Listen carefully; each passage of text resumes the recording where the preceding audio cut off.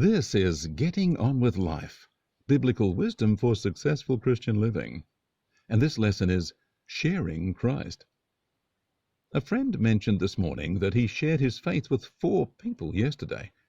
He finds it easy to bring up the subject of his faith and ask people where they stand in relating with God. He sees himself as sowing seed for God. When I was young, my church had a focus on sharing the good news about Jesus, but it always seemed to be a win them or lose them process. We were expected to be like salesmen who walked out with a sale, rather than just people who shared our faith. While door-to-door salesmen push for an on-the-spot sale, most of the messages we get from companies are not buy now or else. Multiplied millions of dollars is spent on simply keeping a brand in people's minds or making people think about a product. When we share Christ, we are not salesmen desperate for a sale, but God's people telling others about Christ and the wonder of walking with God. We can chat about that without putting pressure on others or feeling pressure on ourselves to get a conversion. When we are willing to share Christ, God is willing to back us up. A missionary I traveled with to India told how she once came across a family whose water buffalo had just died. She prayed for the animal, then began sharing the gospel with the family. They were stunned when the buffalo revived and stood up. That's pretty dramatic, but often we just get to tell someone that God cares about them. When we speak on God's behalf, the Holy Spirit can use our words to touch hearts. So don't become a high-pressure salesman, but one who simply shares your love for Jesus. Frank Clissold uses the question, do you have a personal relationship with Jesus Christ? He's found that most people respond to that quite comfortably, and it leads to interesting conversation where he can explain his walk with God. My friends Guy and Sue have travelled widely across Australia and love to talk about God with people. One night, in the middle of nowhere, they met a young couple, and Guy told how they liked asking difficult questions. Guy asked the couple, "Who do you think Jesus is?" That led the couple to talk about their past church connections, and as Guy and Sue shared, the couple asked how to pray to be sure God heard. The very next day, on a remote dirt road, a water tank came loose on Guy's rig. He struggled to tie it down, but his plastic straps kept breaking. He became so frustrated he went to Sue and asked her to pray for his agitated state. He told her he should have brought wire in his kit. A short while later, Sue approached with a coil of wire, perfect size for the task, and just long enough to do the job. She found it on the side of the road with nothing else around it. Guy and Sue were amazed at God's provision in the middle of nowhere. Shortly after, the young couple came past and stopped to offer help.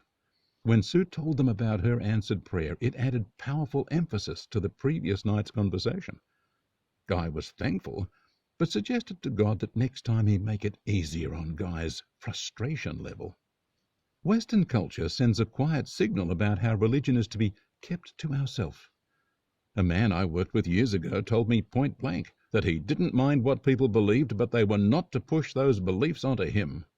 This mindset creates a curse of silence on Christians.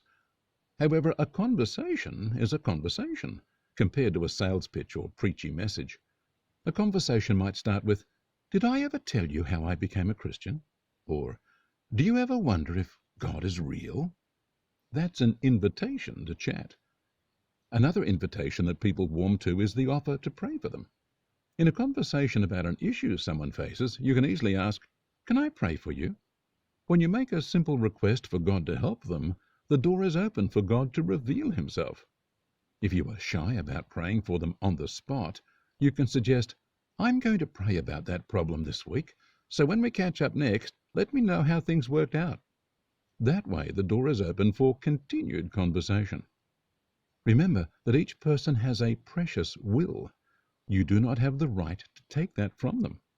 If they want to be closed and stubborn, you don't have to hate them for it or resent them. Just pray that God will open their heart. You can also ask God for a wise way to let your light shine so they see it. That may not be with words they react to, but with a heart of compassion for them and their family. The command to let your light shine does not mean speak loudly. It has broad application. Think about the wonderful realities of your walk with God. There are many things you could say to glorify God. But be careful people don't just think you are bragging or trying to focus on you. It's about glorifying God, not making you look good. Revealing your weakness and failure and how God helped you may touch those who are struggling with similar issues. You can probably share about how you had to deal with guilt and shame, or weakness and fear, or strong desires to do wrong things.